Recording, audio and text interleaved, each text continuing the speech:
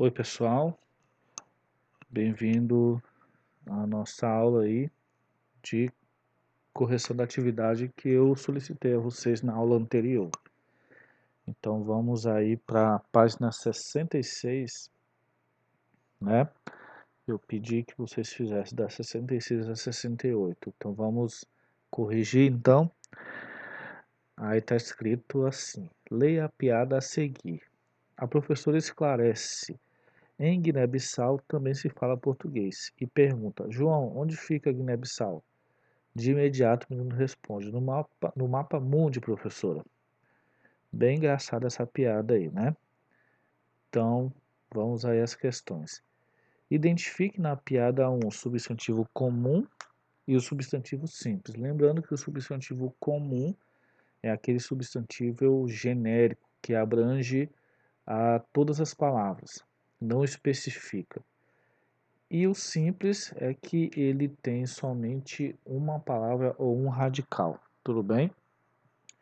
E as palavras são professora e menino, né?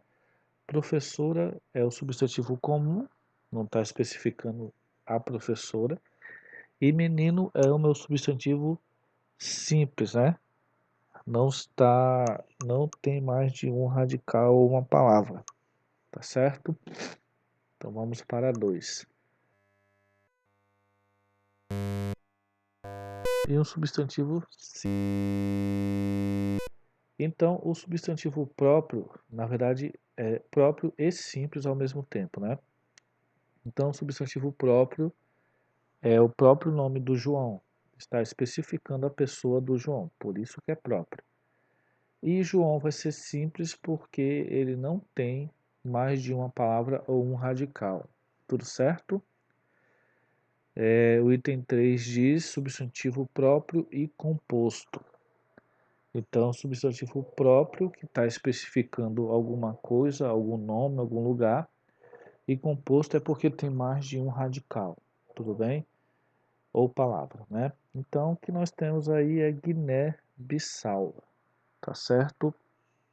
Guiné-Bissau, que é, no caso aí, meu substantivo próprio e composto. Próprio porque está especificando uma localidade e composto porque tem mais de um radical ou palavra.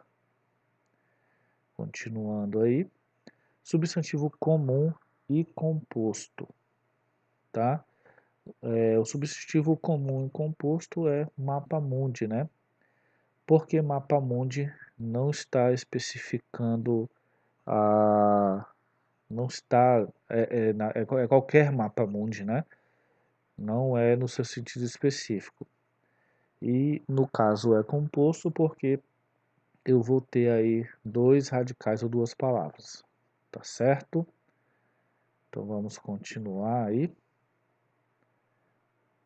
A 3 diz: observe no quadro. Então vamos lá observar no quadro.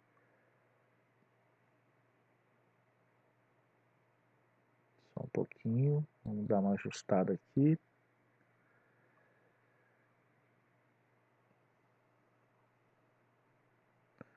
Observe as palavras no quadro, né?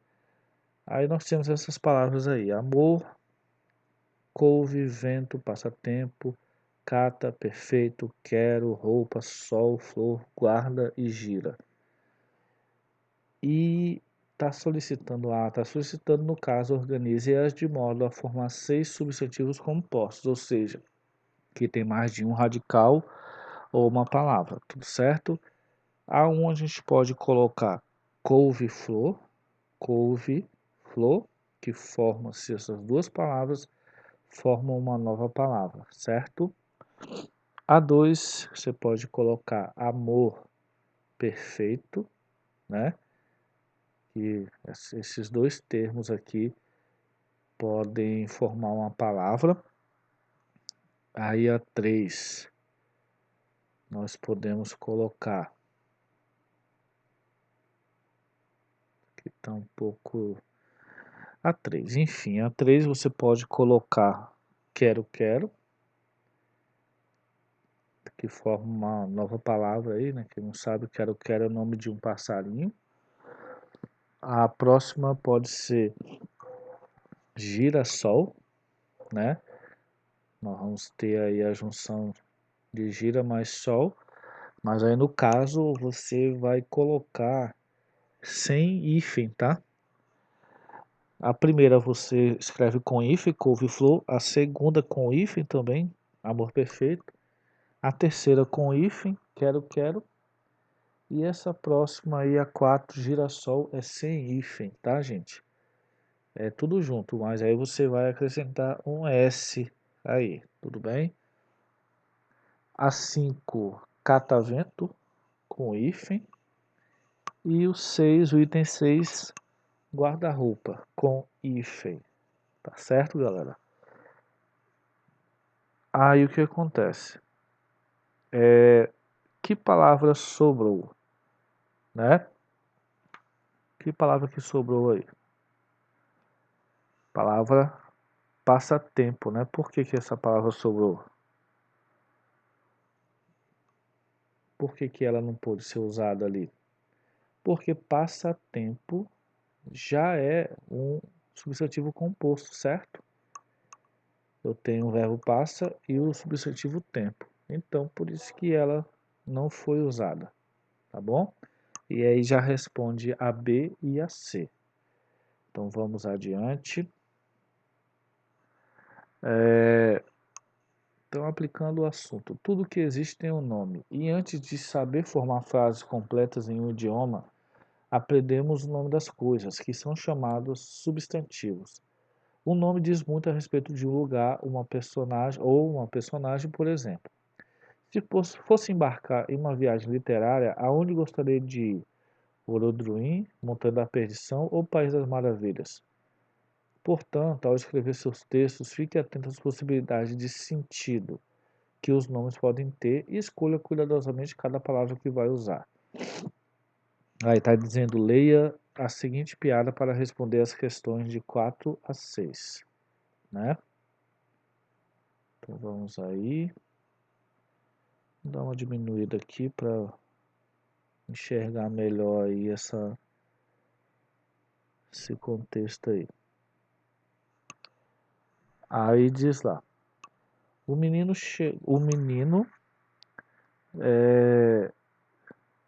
lê os itens 4 a 5, né? Então vamos ver aqui o item para a gente já completando aqui, né? O menino chegou cheio de animação à classe e perguntou à professora: Professora, a senhora sabe a piada do viajante? Não sei, não sei não. Roberto, como é? Assim, quando ele voltar, ele te conta. Nossa senhora, muito boa piada, né, gente? Excelente. Então vamos aí. Bom, nós já fizemos aí, nós já completamos, né? Então use-os para completá-la de modo que ela tenha sentido. Viajante, Roberto e menino, né? Porque no caso eram esses 3 substantivos aí que foram retirados aí da piada, né? Viajante, Roberto e menino. Então nós já fizemos isso, nós já preenchemos ali. A primeira lacuna é menino, a segunda lacuna é viajante, a terceira lacuna é Roberto. Para representar de forma geral uma criança do sexo masculino foi empregado o substantivo comum, qual? Menino, né? Substantivo comum do sexo masculino. E já para representar o nome característico de uma criança em especial foi empregado o substantivo próprio Roberto. Então, definindo aí as duas formas de substantivo. Então, continuando.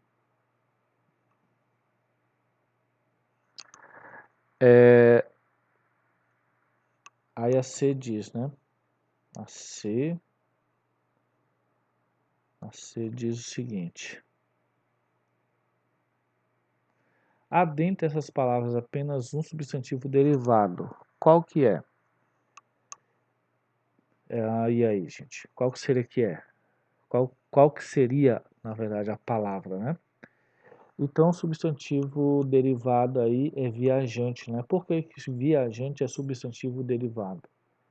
Porque veio da palavra viajar, do verbo viajar. Então, por isso que é um substantivo derivado. Tudo certo? Aí a 5 diz: o substantivo classe é o coletivo de alunos. Que outro coletivo poderia substituí-lo nesse contexto sem que o sentido da piada fosse prejudicado? Eu poderia substituir classe por turma, por grupo, né? Por quê? Porque esses dois itens são sinônimos da palavra classe, tudo bem? Então vamos aí ao próximo item. O item, vamos aí para 6. Um substantivo indica no texto o estado em que Roberto chegou à classe. Que substantivo é esse? Então, a animação, né? A animação é uma característica do Roberto, né? Mas mesmo sendo uma característica, isso daí também é substantivo, tudo certo? E como é que nós vamos classificar o substantivo animação? É um substantivo simples, porque o simples é em relação à classe a formação das palavras com um radical só. A gente até poderia considerar como um substantivo simples, né? Mas especificamente falando, é um substantivo abstrato, né? Porque a animação depende de alguém para existir. Alguém tem que estar animado para essa palavra fazer sentido, tudo bem? Então, na próxima página aí, tem essa questão aí invertida, né? Tudo certo?